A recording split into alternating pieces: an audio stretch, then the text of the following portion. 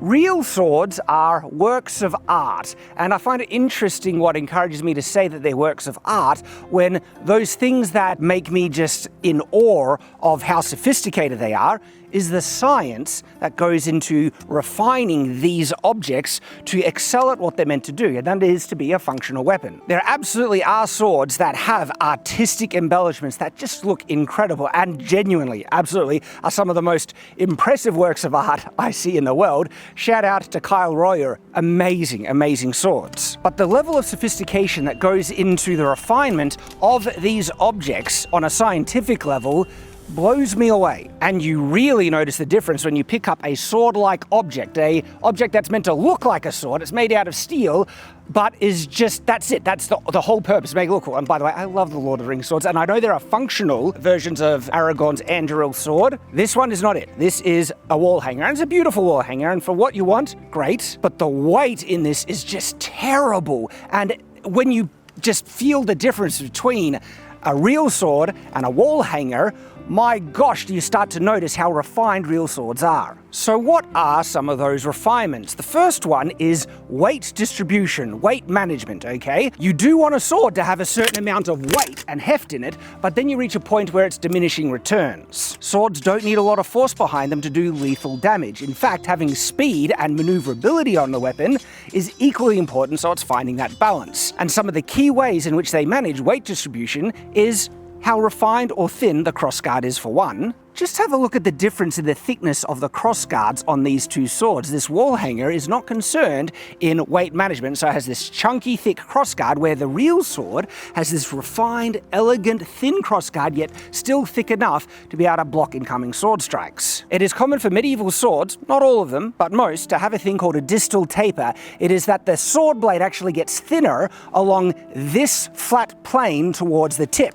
Thicker here, thinner here, lowering the point of balance, making the tip far more maneuverable. The blade geometry plays a big part in this. This is not just a simple diamond cross-section. It actually has a curve in it where it's a bit flatter here and then it comes up to the point, because you want a certain level of thickness along the blade to create rigidity, but you don't want it to be too much to make it too heavy. And then the rate of reduction on this thickness during the distal taper is not a complete even slope. Sometimes it'll remain a little bit thicker here, then go down and start to reduce at a certain point, and this affects where the blade flexes. See how it flexes more towards the tip, but it's keeping most of the blade stiff and rigid? This is all very precise, very sophisticated blade geometry that affects how this blade, this bit of steel, operates when under stress. The angle of the edge is also crucially important. A wider, thicker edge will cut less effectively, but an edge being too thin will be too brittle, and sometimes swords have two bevels, so the bevel is the edge, specifically the angle of the edge versus the rest of the sword.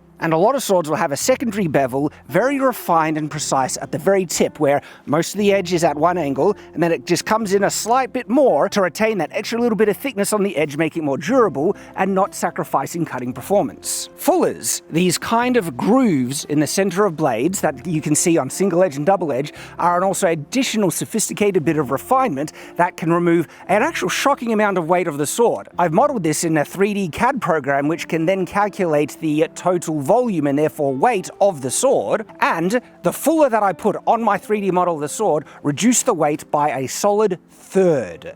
And the fuller is quite thin. Removing surface area on the thicker part will actually reduce its rigidity by a fraction, but because it has the ridges, that still maintains a lot of rigidity, and the trade-off is that you can remove a shocking amount of weight, making the blade way more maneuverable, versatile, while not really sacrificing much. Does a little, but just not much, in its rigidity overall. This double fuller is particularly interesting because it adds a central ridge, which will increase the rigidity of the blade, which actually adds 3 ridge points as opposed if it was a single flat fuller. Adding more rigidity while also removing a lot of weight, not as much if it was a single flat fuller, but it's about the preference and the design of the sword overall. And I haven't even gone into the complex and sophisticated topic about the steel quality and the effect that quenching and tempering can be done on a blade to make it a spring. Look at this, this is incredible. This is just some of the basics of the science of sword design and how precise, honed in these tools really are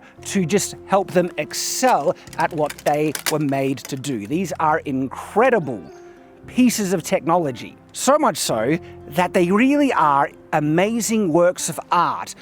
Precise, balanced, so many different things to keep account of, balancing against each other to find the optimal design and shape so they excel at what they do. This was a dedicated video filmed exclusively to the Shadlands YouTube channel. If you'd like to see more informative and entertaining sword-related content that cuts to the chase and is straight to the point, please subscribe so you don't miss out on the exclusive content, as well as the supercuts and clips from the longer form Shadiversity sword-related content. If you'd like to see the longer form deep dive sword-related content, be sure to check out Shadiversity. Thanks for watching.